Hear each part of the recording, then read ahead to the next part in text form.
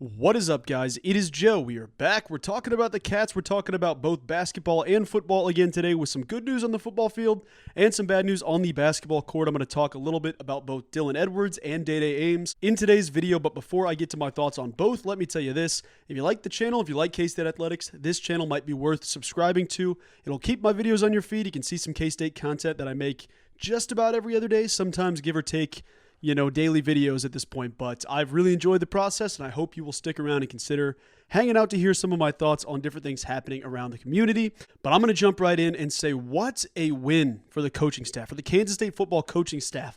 Landing Dylan Edwards, the prodigal son returns. He is back and headed to Manhattan as a sophomore.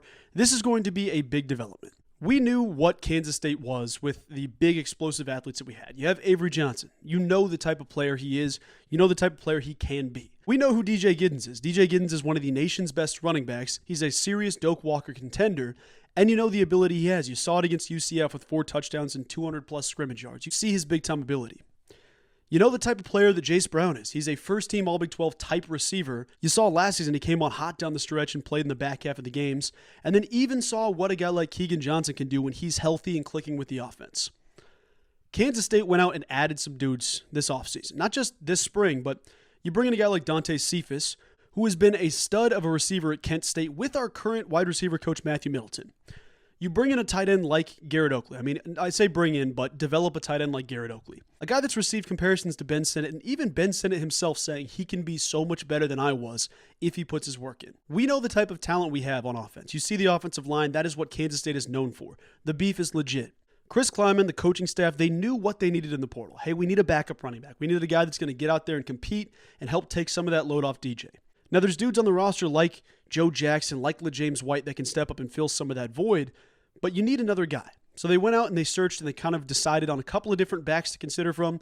And then one major name hits the portal, and it's Dylan Edwards. A player that obviously didn't have a great start with the whole decommitment thing. But the dude is locked in, and he's coming to K-State. K-State adds a home run hitter to an offense that is already going to be nearly impossible to stop. If you're a defensive coordinator and you're going up against a first-year starting quarterback in Avery Johnson, obviously he's had some starts, but this is his first full season as the guy. How would you stop him? Okay, well, what we're going to do is we're going to load the box, make it tough on him to scramble, to get out of the pocket. We're going to make him beat us through the air. So option number one is trying to keep him in the pocket. First flaw is that he's the fastest quarterback in the Big 12 and probably the nation at this point. So keeping him in the pocket is not going to be an easy task. That being said, you could do it with the right defensive scheme. Then you have to worry about a legit Doak Walker award winner type running back in DJ Giddens, a dude who does not go down easy. I mean, there's clips of the dude bouncing off 4, 5, 6 different hits, and not just guys that from Southeast Missouri State. You're seeing a kid like DJ Giddens bounce off hits from guys at Alabama. Like, DJ is a powerful downhill runner, but he also has so much ability in the passing game. So you say, okay, you know what? We're loading the box. We're going to try not to let Avery beat us. We're going to have a QB spy at all times. And in comes Dylan Edwards, a dude who legitimately might be the fastest player in the Big 12. Dylan Edwards, a pass-catching back, a rushing back, a dude that has so many similarities to a Deuce Vaughn-type player with a little bit more jet engine inside of him. So once again, the defensive plan changes. You can't just load the box. You can't just try to keep Avery in the pocket because now you have to worry about a guy like Dylan Edwards going lateral. You have to worry about DJ Giddens going downhill and Avery Johnson getting outside the pocket. So now you have so much more degree to cover. Then you leave every single player in the secondary one-on-one. You leave Jace Brown one-on-one, Dante Cephas one-on-one. You leave a guy like Garrett Oakley across the middle matched up with a linebacker. The addition of Dylan Edwards brings out so many different things out of this offense. I mean, you think about all the explosive players, but now you consider a situation where it's, okay, Avery's in the shotgun. You've got DJ behind him or to the right of him. Then you have Dylan Edwards at the line of scrimmage as a slot receiver. You can't toss a linebacker on Dylan Edwards. You're going to toss a nickel corner out there. So now you have a free, wide open lane for DJ Giddens to run through 3 smaller-sized dudes. It is genuinely crazy to me how much this addition unlocks in terms of the overall offensive production. There's literally no good way to stop this team. That's what I'm seeing on paper. Obviously, Chris Kleiman and the guys have to put some things together, but this addition unlocks so much stuff. Because before, I think you would probably take your chances and match up, okay, these receivers have to beat us. The tight end has to beat us. One-on-one coverage down the field.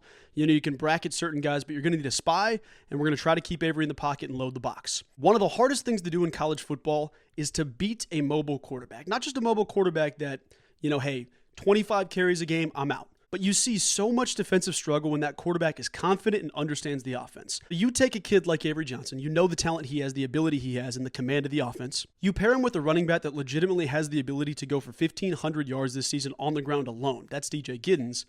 And then you add in Dylan Edwards, who can score anywhere from any point on the field. And that's hardly taking into consideration the new offensive coordinator system. Matt Wells is the perfect co-offensive coordinator, quarterback's coach, to go with Dylan Edwards. I mean, this dude is the king of screens for a reason, not just because he uses them a lot, but because of the uniqueness at which he does. He had so much success at Utah State with those Jordan Love teams, ran a lot of screen passes. That was something that I remember people talking about with Jordan Love's draft stock is that, hey, maybe he's a byproduct of the system. Maybe he did XYZ thing. When you run such successful screens that people are discrediting your quarterback, that's a pretty dang good sign. That being said, you can't discredit this system. Matt Wells also was a huge part of that. Hey, anything behind the line of scrimmage, the screen passes, I'm going to help out here. We're going to get some guys in space. You bring the perfect players, the perfect coaches, and the perfect game plan together. For a guy like Dylan Edwards, for a guy like DJ Giddens, this is an incredible time to be a K-State football fan, and it's only going to get better from here. So Dylan Edwards is coming home. He is locked in. He is committed to K-State. I want to praise DJ Giddens a little bit for this as well, because I had a couple comments in the last video being like, oh, you're not giving DJ the love. Guys, I'm number one DJ fan, okay? I'm the number one DJ fan out there. This dude is not a dude you put on the back burners. And I'll use a quote from my guy, Jareem Dowling, from one of the interviews we had on the channel.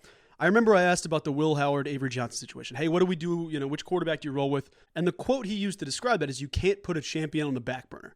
DJ Giddens, you cannot put on the back burner. DJ is too talented of a player, too much ability, too much command of the offense, and also one of the best running backs in the country. I mean, let's be honest about it. The guy doesn't get the love he deserves somehow, even though he put up 1,200 rushing yards and has multiple touchdown games in his career last season. DJ Giddens is an NFL running back. He absolutely is. Now you pair an explosive NFL-type player with Dylan Edwards out there, Avery Johnson, who has every single physical tool you'll need, and then you have a solid offensive line. You have really talented players on the outside. I don't know how the hell you're going to stop this offense. That's the thing I've been thinking about with this, and I think it is all coming together. So I'm excited to see how the rest of spring football goes. I know Dylan Edwards is a talented player, so he should be up to speed fairly soon. But guys, it is going to be a thing of beauty, and I want to shout out running backs coach Brian Anderson. He put out a GIF or a tweet basically saying, get your popcorn ready.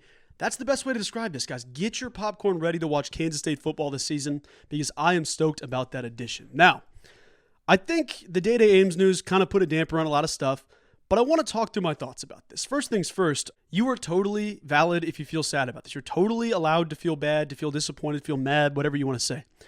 I'm not going to sit here and crucify somebody over being disappointed for losing a stud player. I'm also not going to try and spin this to say, well, we didn't need Dai Dai, or we don't, XYZ thing, or he wasn't that great. I'm not going to do any of that narrative changing. What I am going to say is this. I'm going to give you an analogy of how I feel about the situation.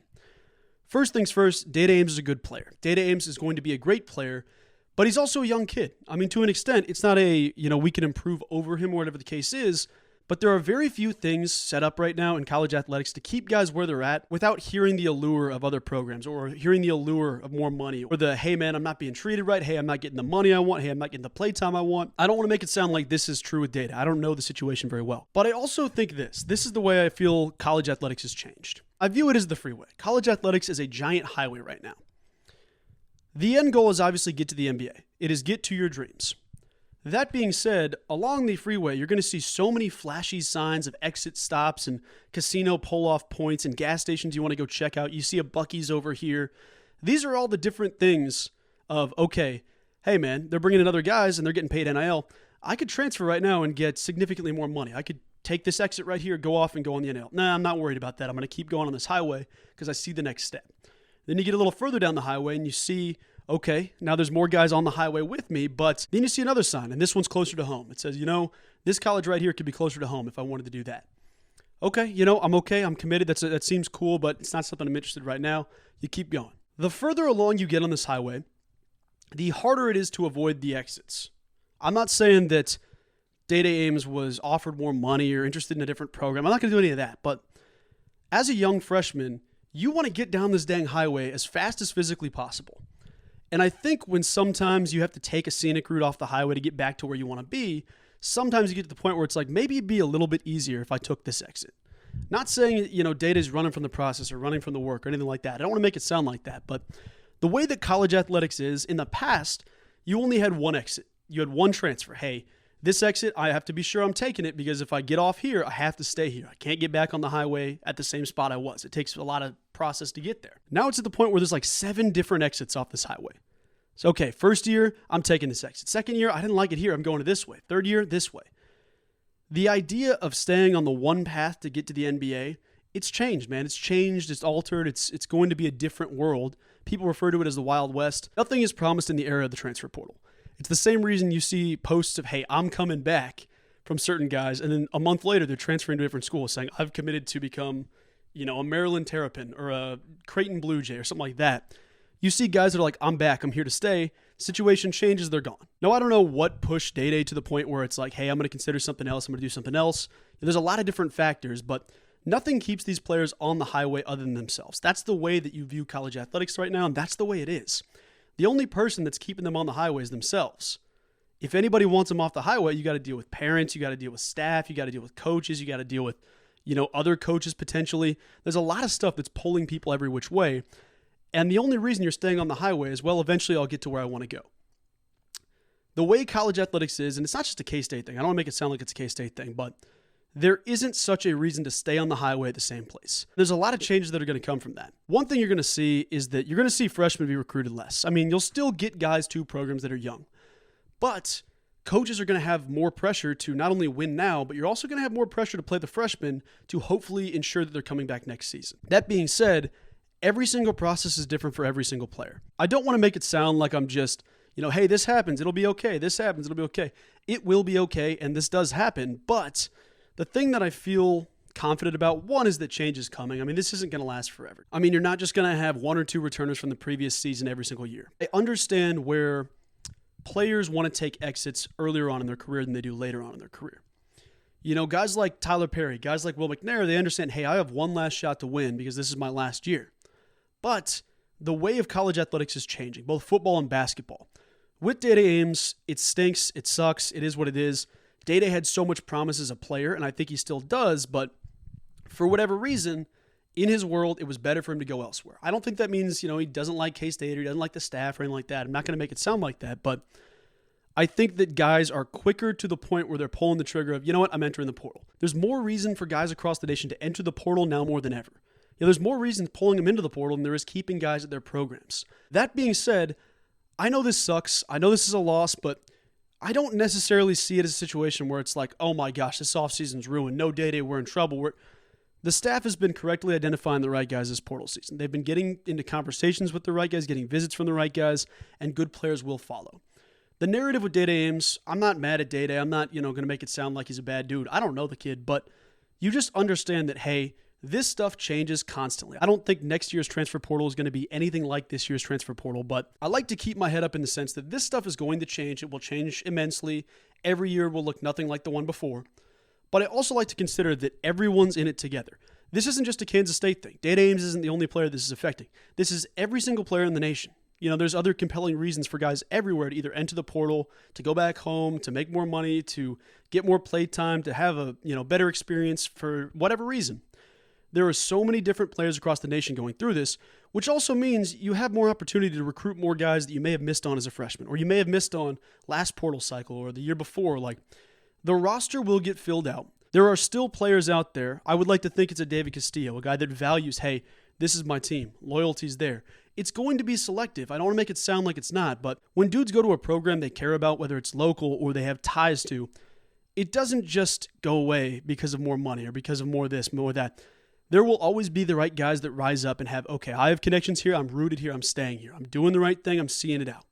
It's just going to be a little bit of a toss-up to see which those guys are. So something to keep in mind. I don't want to make this video sound like I'm dunking on Dai Dai, because Dai Dai's a great kid. I think he's going to get a pretty damn good offer to be wherever he's at. I don't know where that might be, but you're just going to see some changes over this next year. But at this moment in time, that's the way it works. So with Dai Dai leaving, you do have another scholarship opening. I don't know if you look for a player like Dai Dai where it's like, okay, a dude's going to take another year but can take a giant step forward. Or if you look for a guy that's an immediate impact guy, obviously you want to win, but there's a give and take to all this, so I'll be interested to see what happens with that last spot. But as much as it sucks, that's the way it goes. I wish Dai Dai nothing but the best, and I hope he does land on his feet somewhere cool. But as of right now, guys, that's all I know, and in today's video, I wanted to talk about that. I appreciate each and every one of you taking the time to listen to these videos and support the channel. I know sometimes like this, it's not all sunshine and rainbows, so I appreciate you guys still being here for the tough conversations as well as the positive ones. But guys, I will talk to you all soon. I hope you have a wonderful rest of your day. Go Cats!